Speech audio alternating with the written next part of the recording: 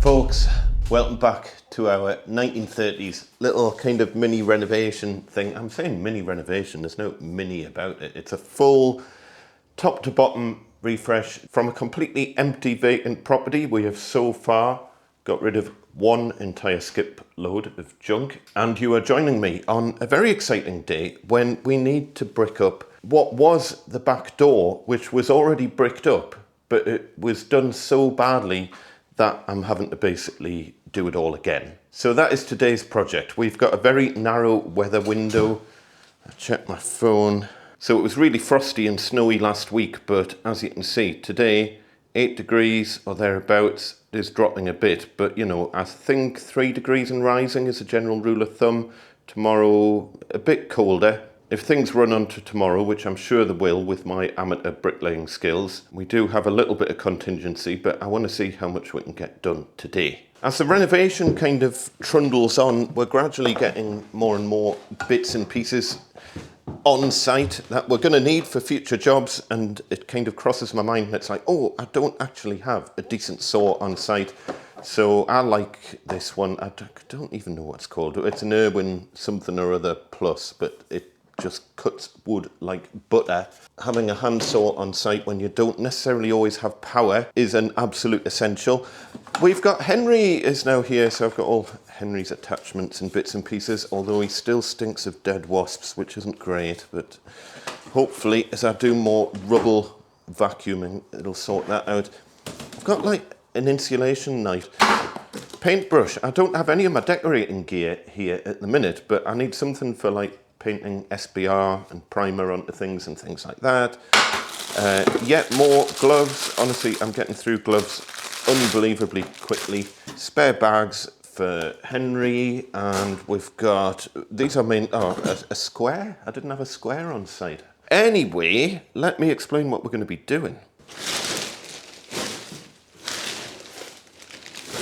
So you may remember when we first bought this house, this was a weird downstairs bathroom, completely clad in wood, and that was covering a multitude of sins. It was just a horror story behind the wood. We ended up taking out this wall over here so that we can make the room bigger, because this was like an old coal bunker in here, and this was like a completely unused bit of the kitchen that was just kind of boxed off, and then we had a little bit of cupboard over on the left there. Anyway, what was hidden behind the wood panelling was just probably the worst brickwork I have ever seen in my life.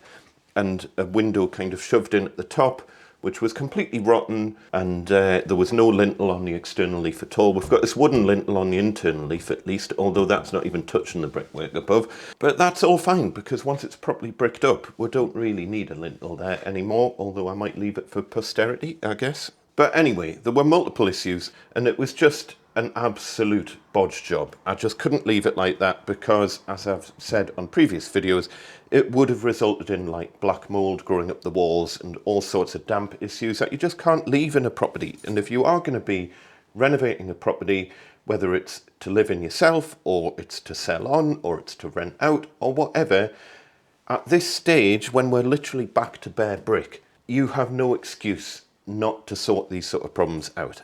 Oh, and it wasn't toothed in properly or anything on the brickwork that they had done on the external leaf. As I say, they didn't do any brickwork on the internal leaf, it was just single leaf.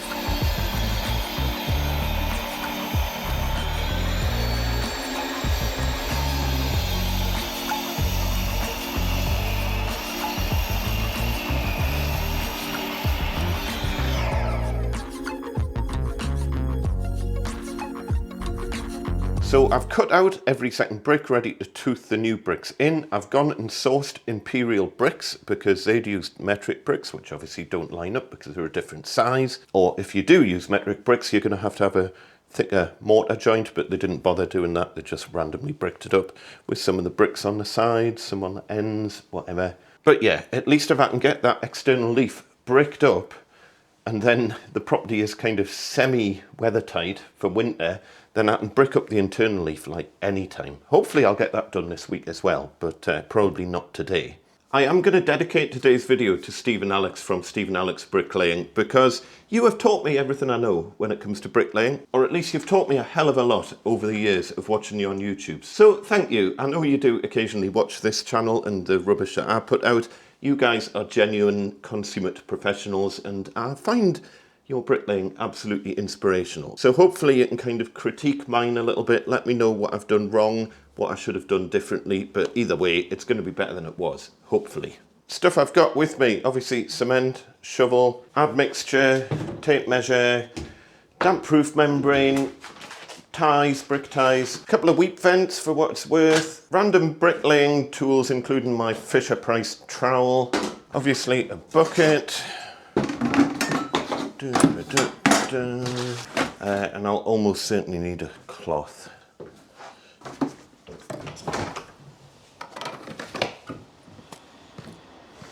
I've got a cement mixer all set up, ready to go. I've got a hose. I made the mistake of leaving my spray nozzle outside and the frost's got to it, and that is now completely destroyed, so that might as well go in the bin. Luckily I brought a spare. So first things first, wet all your tools. That's generally what I've been taught, and don't turn the cement mixer on with a hose in it.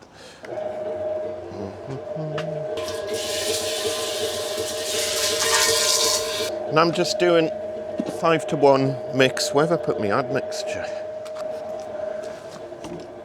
I like to use a bucket for measuring everything out, but you don't have to.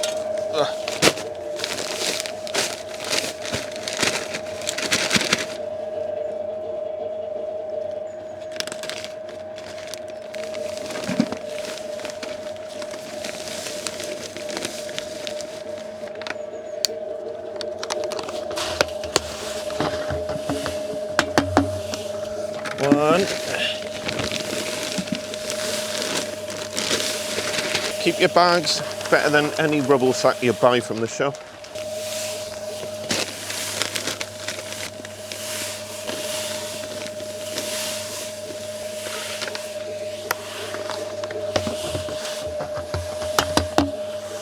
Two. Shove some water in.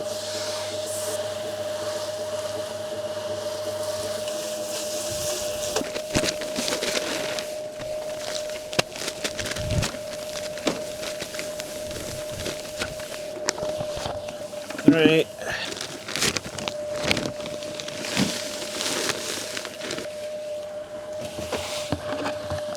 4.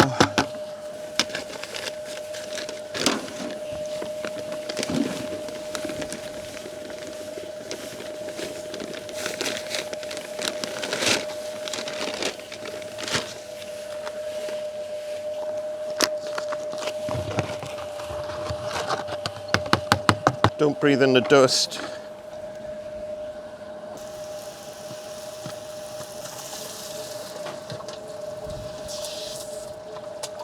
And then I'm gonna shove just a little capful of me admixture in. This is like concentrate stuff. And then I like to put my final bookless hand in right at the end. Don't ask us why, it's just the way I roll.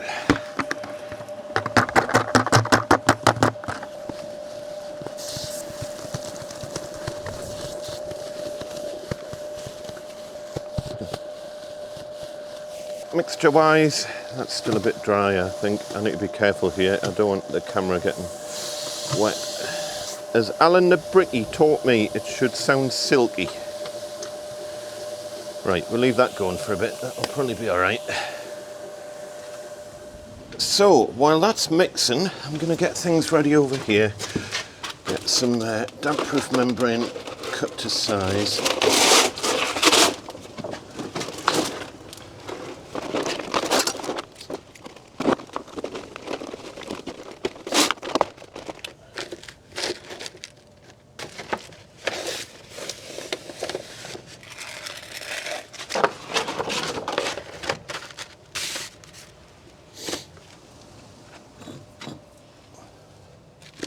just so I can kind of vaguely get the perps correct. Because these first few courses are going to be a bit weird. Need a little cut at the end. I do have some cuts, but anyway, that'll be fine to get started. Okie dokie. Get all this out the road. And I think everything from now on, I have literally no clue what I'm doing. Over at the GoPro. If you want to know how to bricklay, follow Steve and Alex Bricklaying. They'll tell you what to do.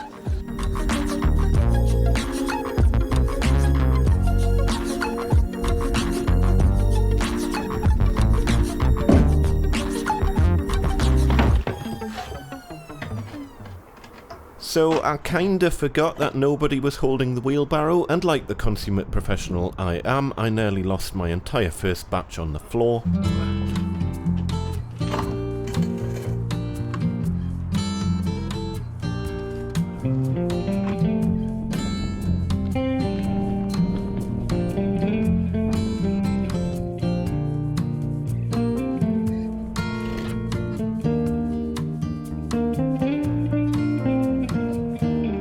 By the way, the reason my cement mixer looks brand new is since I clean it thoroughly after every batch. Once cement sets hard on a mixer, it acts like a magnet for new cement and you'll never get it clean again. There's no huge rush to use the cement I've just made, it'll last for hours, so clean up first, use the cement later.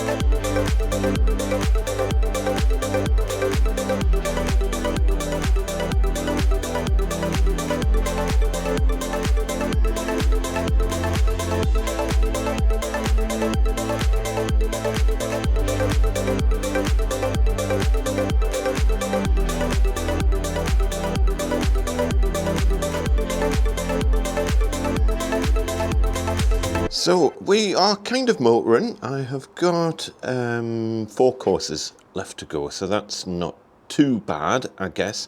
I think one of the things that's probably not coming across too well on the time-lapse is that although it looks quite pleasant weather, it's unbelievably cold and gale force winds are blowing down this kind of alleyway here.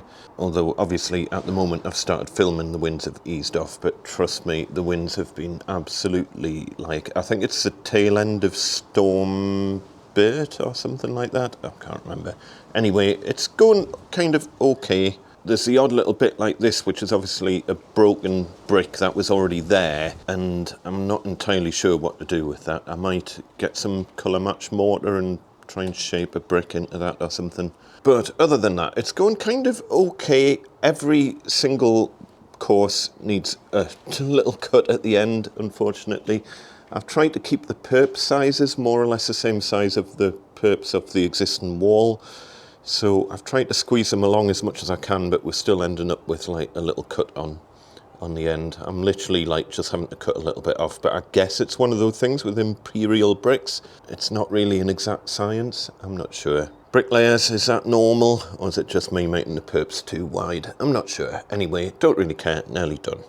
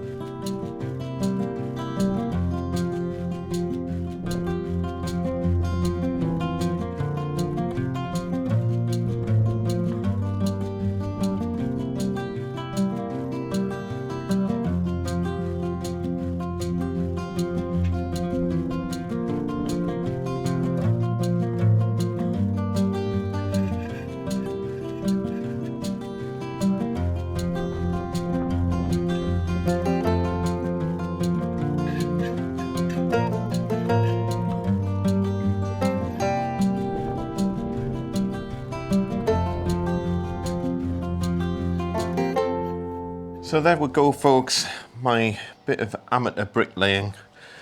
Tell us what you think. Don't be too harsh in the comments. It's about as good as I can get it, I think. I've still got a couple of like little holes to fill and stuff.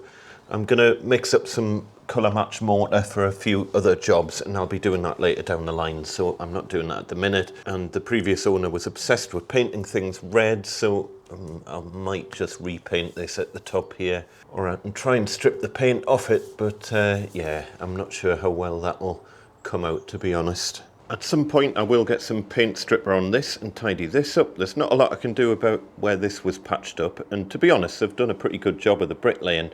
It's just they've used metric bricks there in an imperial wall, which means that we've got mega wide mortar joints, but I'm not particularly bothered. It's solid, and at least it's been toothed in properly. But on the whole, I'm quite pleased with that. As I say, when I've got the colour match mortar out, I might try and rebuild this little kind of broken bit of brick, but I don't know. Mrs. Mac thinks it's absolutely fine, and I would probably tend to agree. I'll be tackling the internal leaf over on the member zone if you want to see how that goes. Should be a lot quicker because I'm just using lightweight blocks for that. Obviously we've got all of our ties in and everything. I still need to put the insulation in, so that's another job. And because I've taken the temporary boarding down, I've used some of that to make a spot board, because I didn't actually have a spot board and had to work out the wheelbarrow, which was a bit of a challenge, as you probably saw. But if you are a brickie, let me know your genuine, honest opinion. What could I have done better or differently? As I say, I am just an amateur with this sort of stuff, so please don't take anything I've done as like instruction or anything like that. There are so many good bricklayers on YouTube that you can follow, but it's just my attempt at doing this job, and I thought it was quite interesting. It is always a bit of a challenge working with these wire cut imperial bricks, because they are all slightly different sizes, but I think it's come out all right. So folks, if you want to see more of this renovation as it progresses, then do hit the subscribe button, because there is so much more to do on this project. If you want to see every little detail of what's going on, head over to the member zone and you can subscribe there. But if you just want to kind of dip in and out of it as and when, you can just subscribe on here and watch all the videos that are going to be coming out over the coming weeks and months. Folks, for now, as per usual, look after one another, be nice to each other. We shall see you next time. Tatty bye.